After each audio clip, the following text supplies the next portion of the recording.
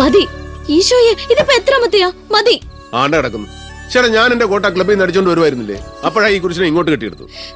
എടാ കള്ളുകൂടിയും പോക്രി, നിനക്ക് എന്നെ കാണണമെന്നുള്ള വിചാരമില്ല.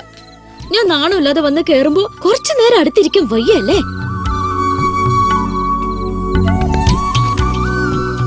എന്നതാടി ആനിയമ്മ നീ ഇങ്ങനെ? നീ ഇവിടെ അല്ലേ? ഓ, ഞാൻ കാണുമല്ലേ രണ്ടിന്റെ സ്നേഹം. നല്ല സ്നേഹവാ. എനിക്കറിയാൻ മേലെ ഇവിടെ ഇവിടെ പൊറുക്കുന്ന എങ്ങനെയാന്ന്. നീ സാറേ, ഒരെണ്ണൊഴി, ഒരു ചെറുത്, ഒരു 90. നല്ല വച്ചല്ലേ? ശരി, ഒരെണ്ണം. ഓ ചേടാ, ഇനി താവച്ചേ. അയ്യടാ, ഇത് എന്റെ കയ്യിൽ ഇരിക്കട്ടടാ മോനെ. ഇതെടുത്ത് നിനക്ക് തോന്നിയ പോലെ ഒഴിക്കണം അല്ലേ? എടാ സുഖ, ജനറേറ്റർ ഇടാ. സുകുമാരാ, സുകുമാരാ, ഈ ചെറുക്കൻ എവിടെ പോയി? ഓ, എന്നാ കറണ്ട് പോയത് കണ്ടില്ലേ? ആ വിളക്കും കൊണ്ട് അവിടെ എങ്ങാനും കുത്തിയേര്. തട്ടി തടഞ്ഞ് വീഴണ്ട. ഞാൻ പോയി ജനറേറ്റർ ഇടാം. ആ ഇന്ന് രാത്രി ശിവരാത്രി, നാളെ രാത്രി അർദ്ധരാത്രി.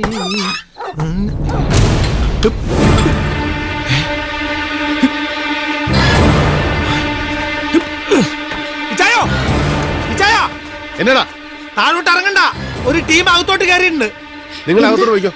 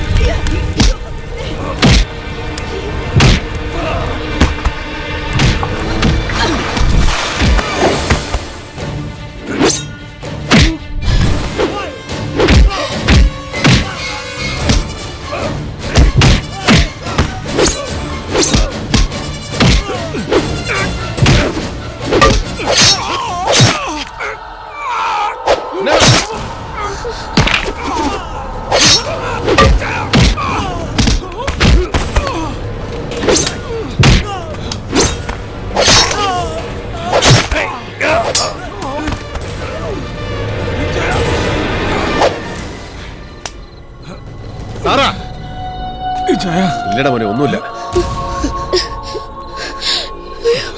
വണ്ടി ഇറങ്ങ.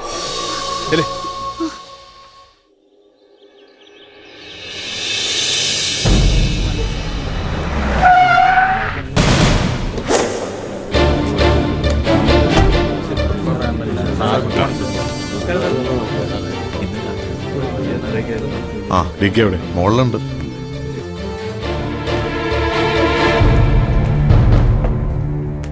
എന്താ ഡി കെ ഇത്? ആരായിരുന്നു അവര്? എന്തായിരുന്നു ഉദ്ദേശം? ഉദ്ദേശം വെട്ടിക്കൊല്ലാൻ. കണ്ടില്ലേ ഒരുത്തൻ കിടക്കുന്നത്? വടിവാളിന് കീറി മുറിക്കാനേ കഴിഞ്ഞുള്ളൂ. ചങ്കറപ്പുള്ളതുകൊണ്ട് ജീവൻ പോയില്ല. പിന്നെ ആരാന്ന്? പേരും മേൽവിലാസവും പറഞ്ഞ് ഷെയ്ക്കാൻ്റെ തന്നിട്ടല്ലോ കാശിന് കൊല്ലാൻ നടക്കുന്നതും പണി തുടങ്ങുന്നത്. സാറാ, ആനയെ കൊണ്ട് നീ ഒന്ന് വെളിയിലോട്ടേടി. തമ്പി സാറേ, പുറത്തേക്ക്.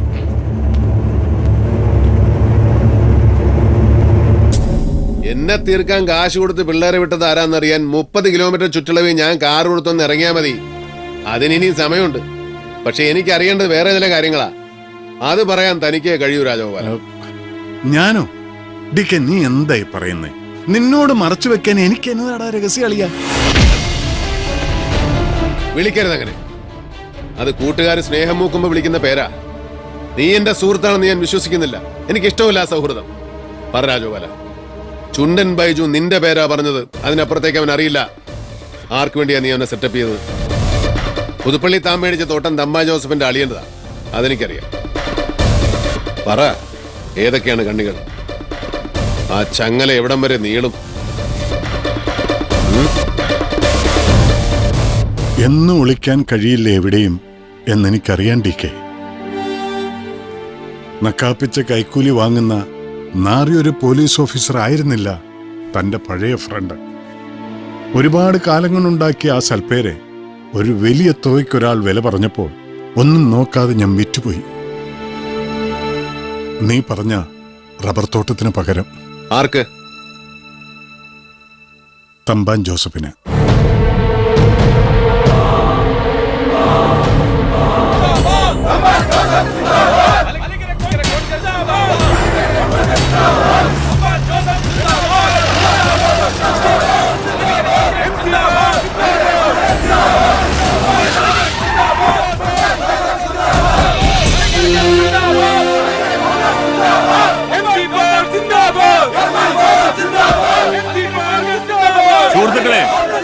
സുഹൃത്തുക്കളെ, ഇനി രണ്ടായി ചേരിതിരിഞ്ഞ് മുദ്രാവാക്യം വിളിക്കേണ്ടി വരില്ല സുഹൃത്തുക്കളെ. മങ്കമ്മ വീട്ടിലേക്കുള്ള എന്റെ വരവ് ചരിത്രത്തിന്റെ ഭാഗമാകാൻ പോവുകയാണ്. നമ്മൾ ഇനി ഒന്നാണ് സുഹൃത്തുക്കളെ.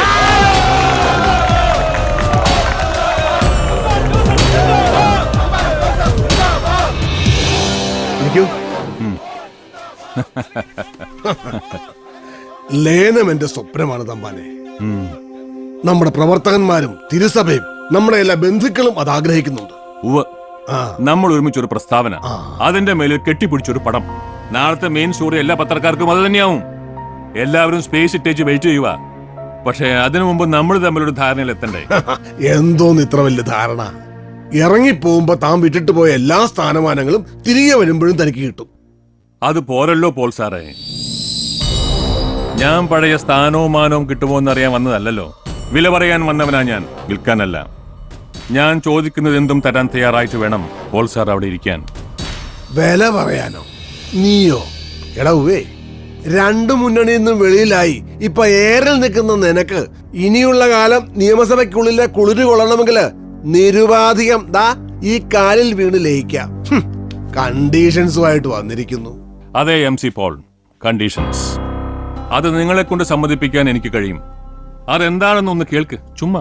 ഓ ആയിക്കോട്ടെ, തമ്പാൻ സാർ പറ. കടുത്തുരുത്തി ഉപതെരഞ്ഞെടുപ്പിൽ ഞാൻ നിർദ്ദേശിക്കുന്ന ആൾ സ്ഥാനാർത്ഥി. ലയനം കഴിഞ്ഞാൽ പാർട്ടിയുടെ റബ്ബർ സ്റ്റാമ്പ് ചെയർമാൻ നിങ്ങൾ, ജനറൽ സെക്രട്ടറിഷിപ്പ് എനിക്ക്. അടുത്ത തെരഞ്ഞെടുപ്പിൽ മുന്നണി അധികാരത്തിലെത്തിയാൽ എനിക്ക് മിനിസ്റ്റർഷിപ്പ്, അതും റവന്യൂ. ചിരിച്ചു തള്ളാതെ പൊളച്ചായ ട്രംപ് കാർഡ്, തുറുപ്പ് ചീട്ട് കൈ വെച്ച തമ്പാൻ ജോസഫ് ഇരിക്കുന്നത്.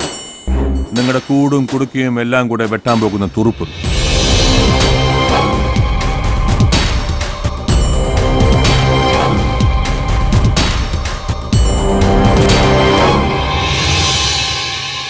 വാർത്തകൾ വിശദമായി. കേരള രാഷ്ട്രീയത്തിൽ സുപ്രധാനമെന്ന് തന്നെ വിശേഷിപ്പിക്കാവുന്ന ഒരു ലയന സമ്മേളനത്തിന്റെ തത്സമയ സംപ്രേഷണത്തിലേക്ക് തമ്പാൻ ജോസഫിന്റെ നേതൃത്വത്തിലുള്ള Malankara Congress T group MC Paul അധ്യക്ഷനായ ഔദ്യോഗിക വിഭാഗത്തിലേക്ക് ലയിക്കുന്നു. ലയന പ്രഖ്യാപന വേദിയിലേക്ക് കേരളം മുഴുവൻ ഈ ചരിത്ര മുഹൂർത്തം ടെലിവിഷനിലൂടെ കണ്ടുകൊണ്ടിരിക്കുകയാണ്. അധികം വാക്കുകൾക്കിവിടെ പ്രസക്തിയില്ല. നിങ്ങൾക്ക് കാണാം, ഈ വേദിയിലിരിക്കുന്ന എന്റെ സഹോദരനും മലങ്കര കോൺഗ്രസിന്റെ പ്രമുഖനായ പടനായകനുമായ ശ്രീ തമ്പാൻ ജോസഫും അനുയായികളും ഇതാ സ്വന്തം തറവാട്ടിലേക്ക് തിരിച്ചെത്തിയിരിക്കുകയാണ്. കർഷക കേരളത്തിന്റെ അത്താണിയായ ഈ പ്രസ്ഥാനം ഈ കൂടിച്ചേരലോടുകൂടി പൂർവാധികം കരുത്തോടെ പ്രസക്തിയോടെ കേരള രാഷ്ട്രീയത്തിൽ ഒരു കൊടുങ്കാറ്റായി മാറാൻ പോവുകയാണ്.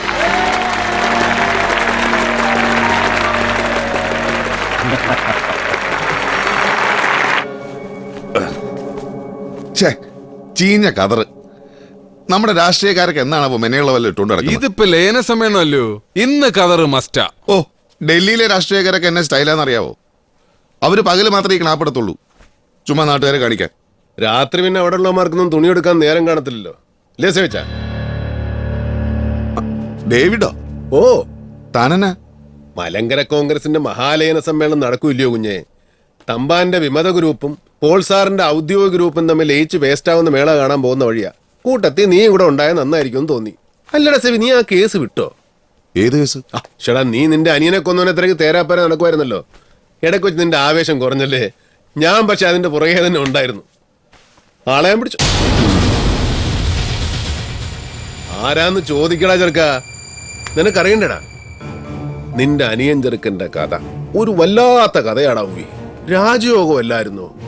മുന്നിൽ വിരിച്ചിട്ട പട്ടുപരവതാനി കൂടെ നടന്നു ചെന്ന് നസ്രാണിപ്പടയുടെ പുതിയ ഇടയന്റെ ചെങ്കോലും കിരീടവും ഏറ്റുവാങ്ങാൻ നിന്ന ചെറുക്കന്റെ വയറ്റിലല്ലയോ ഒരു പിച്ചാത്തി കയറി 4 തിരിയങ്ങ് തിരിഞ്ഞത്. അത് ആര് ചെയ്തു എന്ന് പറഞ്ഞ് തൊലക്കാടാ ഇവിടെ. തൊലക്കാടാ, അതിനല്ലേ ഞാൻ ഇറങ്ങി പുറപ്പെട്ടിരിക്കുന്നേ.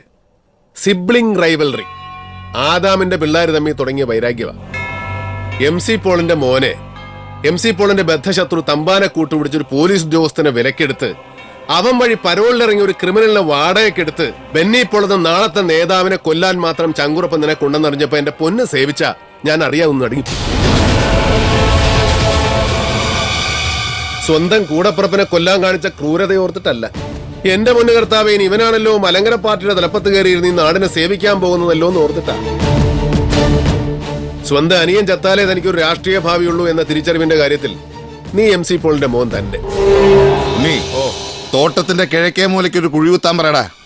ഇവനെ അടക്കേണ്ട നേരമായി.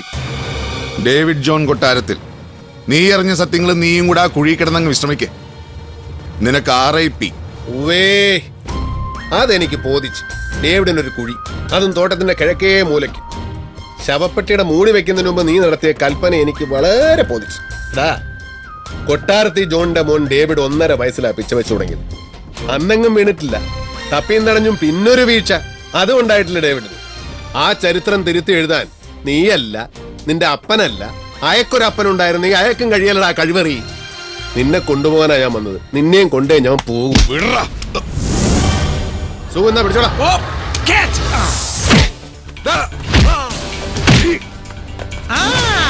ഞാൻ പരിക്ക് മൂലം വിശ്രമത്തില. ഞാൻ ഈ കളി കണ്ടു നിന്നോളാം. നീ ഗാലറിയിൽ നിന്ന് കളിയുണ്ടോ? പക്ഷെ കമന്റ് അടിക്കരുത്. അവിടെ അടി, ഇവിടെ അടി, മറ്റടുത്ത് കുത്തന്നെ.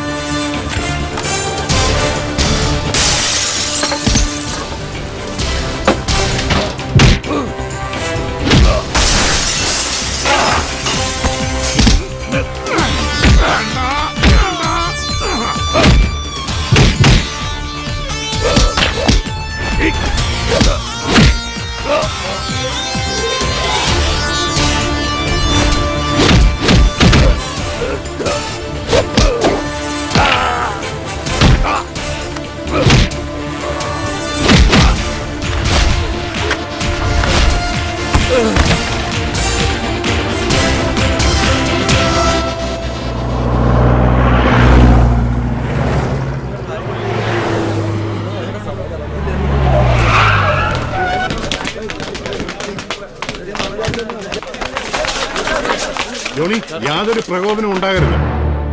പ്രിയപ്പെട്ടവരെ, മരണം വരെ മലങ്കരയുടെ അമൃത്ത് ഞാൻ ഉണ്ടാവുമെങ്കിലും പുതിയ പാർട്ടി ചെയർമാനായി ശ്രീ തമ്പാൻ ജോസഫിനെ നിയമിച്ച തീരുമാനം ഞാനിവിടെ അറിയിക്കുകയാണ്.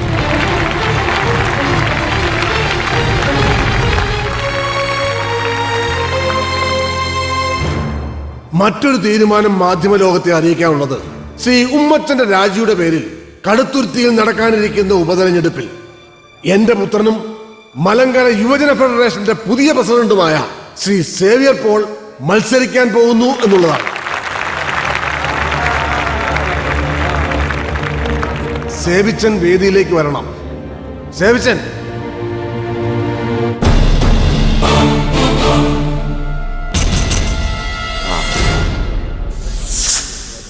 എന്റെ പേര് ഡേവിഡ് ജോൺ കൊട്ടാരത്തിൽ. നിങ്ങൾ മാധ്യമപ്രവർത്തകർക്കോ ഈ പരിപാടി ലൈവ് ടെലികാസ്റ്റ് കണ്ടുകൊണ്ടിരിക്കുന്നവർക്കോ എന്നെ മനസ്സിലായെന്ന് വരില്ല. ഞാനൊരു പാവം കോട്ടയം നസ്രാണിയാണ്. നസ്രേത്തുകാരന്റെ അനുയായി എന്ന അർത്ഥത്തിൽ എന്നെ വിശേഷിപ്പിക്കാൻ ആ പേര് തന്നെയാണ് നല്ലത്, നസ്രാണി. എനിക്ക് പറയാനുള്ളത് കൂടെ ടെലികാസ്റ്റ് ചെയ്യപ്പെട്ടാലേ ഈ ലയന പ്രഖ്യാപന നാടകം പൂർണ്ണമാണ്. എന്ത് അസംബന്ധമാണിത്? ഇയാൾ ആരെ ഇങ്ങോട്ട് ക്ഷണിച്ചത്? മിസ്റ്റർ, ഇത് പാർട്ടിയുടെ ഔദ്യോഗിക വാർത്താ സമ്മേളനമാണ്. ഇറങ്ങി പോണം നിങ്ങൾ. പാർട്ടിയുമായി ഇയാൾക്ക് എന്താ ബന്ധം?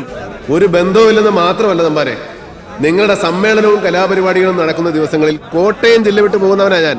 നിങ്ങൾ ജനങ്ങളുടെ മുമ്പിൽ വിളിച്ചു പോകുന്ന നോൺസെൻസും അവരുടെ മുമ്പിൽ നടത്തുന്ന പൊറാട്ട നാടകവും കണ്ട് സഹിക്കാൻ വയ്യാത്തോണ്ട് ഇന്നിവിടെ വന്നത്. പക്ഷേ നിങ്ങളുടെ സംപൂജ്യരായ നേതാക്കന്മാരുടെ മുമ്പിൽ വെച്ച് ഈ മാധ്യമ പ്രവർത്തകരോട് 2 വാക്ക് പറയാനാണ്. അതിനുള്ള അനുവാദം ഇവര് തന്നാ മതി. മിസ്റ്റർ ഡേവിഡ് ജോൺ കൊട്ടാരത്തിൽ, നിങ്ങൾ പറയണം, ഞങ്ങൾ കേൾക്കാൻ തയ്യാറാണ്. അതിനോട് ഒരുത്തന്റെ അനുവാദം ആവശ്യമില്ല. You proceed mister David. അയാൾ പറയട്ടെ, അയാൾക്ക് പറയാനുള്ളത് കേൾക്കണ്ടല്ലോ.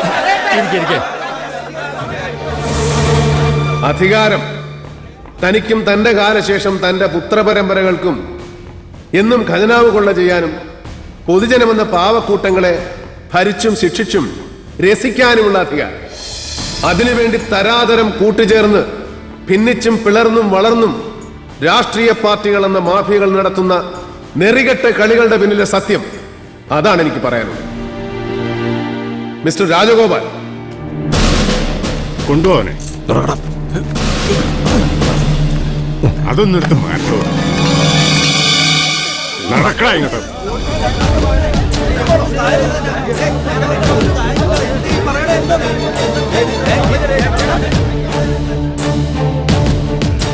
എന്താ ഇത്? മിണ്ടിപ്പോരുത്, ഇരിക്കണോ അവിടെ.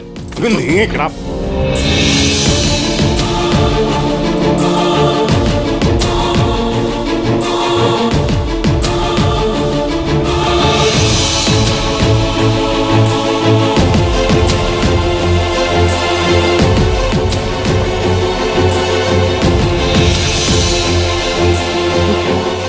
MC പോളിന്റെ മൂത്ത സന്തതി സേവ്യർ പോൾ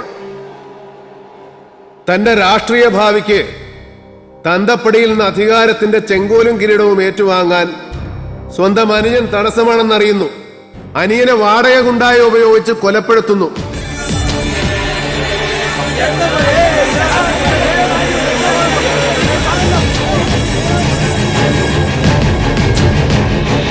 ബുദ്ധി സേവ്യർ പോളിന്റെ, ആസൂത്രണവും നടപ്പിലാക്കലും തമ്പാൻ ജോസഫിന്റെ. എല്ലാ സത്യങ്ങളും പറഞ്ഞ മലങ്കരയുടെ പരമാധികാരി MC പോളിന് വേറെ നിവൃത്തിയില്ലാതെ പോയി തമ്പാൻ മുന്നോട്ട് വെച്ച ലയന ഉടമ്പടിയിൽ ഒപ്പുവെക്കുകയല്ലാതെ. തമ്പാന് പാർട്ടി ചെയർമാൻഷിപ്പ്, അനുജൻ ബെന്നി പോളിന് വേണ്ടി തന്തപ്പടി നീക്കിവെച്ച കടുത്തുരുത്തി നിയോജക മണ്ഡലത്തിലെ MLA സ്ഥാനം ചേട്ടൻ സേവ്യർ പോൾ. കൊലപാതക കുറ്റത്തിൽ നിന്നും നിരപരാധിയായ ഒരു പെൺകുട്ടിയെ രക്ഷിക്കാൻ വേണ്ടി ഞാനും എന്റെ സുഹൃത്തുക്കളും നടത്തിയ ഒരു അന്വേഷണമാണ് ഈ സത്യങ്ങൾ പുറത്തു കൊണ്ടുവന്നത്. അതിലെനിക്ക് നന്ദി പറയാനുള്ളത് പണത്തിന്റെ പ്രലോഭനങ്ങളിൽ വീണുപോയി എങ്കിലും മാപ്പുസാക്ഷിയാകാൻ തയ്യാറായ എന്റെ സുഹൃത്ത് SP രാജഗോപാലിനോട്. ഉത്തരവാദിത്തപ്പെട്ട ഒരു പോലീസ് ഓഫീസർ എന്ന നിലയിൽ ഞാൻ എന്റെ തൊഴിലിനെ, സർക്കാരിനെ, അതുവഴി ജനങ്ങളെ വഞ്ചിക്കുകയാണ് ചെയ്തത്.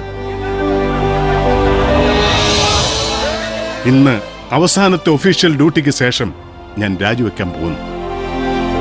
എന്നിട്ട് അർഹിക്കുന്ന ശിക്ഷ ഏറ്റുവാങ്ങാൻ നീതിപീഠത്തിന്റെ മുന്നിലേക്ക് ഞാൻ പോകും.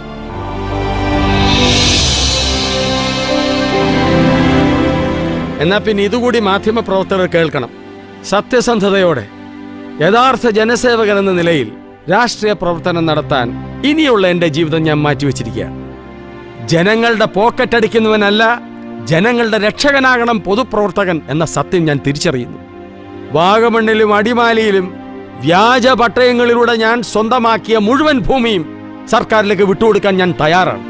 ആ തീരുമാനം ഞാൻ നിങ്ങളെ അറിയിക്കുന്നു. എന്റെ വർഗം നന്നാവാതെ ഈ നാട് നന്നാവില്ല. രാഷ്ട്രീയക്കാരിലെ ബഹുഭൂരിപക്ഷ എരപ്പാളികൾ നന്നായില്ലെങ്കിൽ ദൈവത്തിന് പോലും ഈ രാജ്യത്തെ രക്ഷിക്കാനാവില്ല.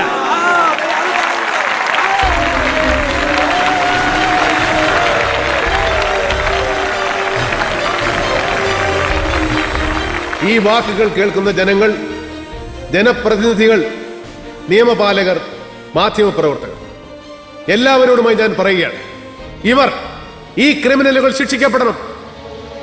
അതിന് വേണ്ടുന്ന തെളിവുകൾ, വ്യക്തവും ആധികാരികവും ശക്തവും സുദൃഢവുമായ തെളിവുകൾ ഉത്തരവാദിത്തപ്പെട്ട ആരുടെ മുന്നിലും ഹാജരാക്കാൻ ഞാൻ ബാധ്യസ്ഥനാണ്, ഞാൻ സന്നദ്ധനാണ്. മറിച്ച് നിയമത്തിന്റെ നൂൽപ്പഴുതിലൂടെ ഊർന്നിറങ്ങി വീണ്ടും കഞ്ഞിപ്പശ വഴിപ്പരുവമാക്കിയ ഖദറുമിട്ടുകൊണ്ട് കവലപ്രസംഗം നടത്തുകയാണെങ്കിൽ ആയുധമെടുക്കാനും ശിക്ഷ നടപ്പിലാക്കാനും ഒരു തലമുറ തെരുവിലിറങ്ങും. അവരോടൊപ്പം ഞാനും ഉണ്ടാകും.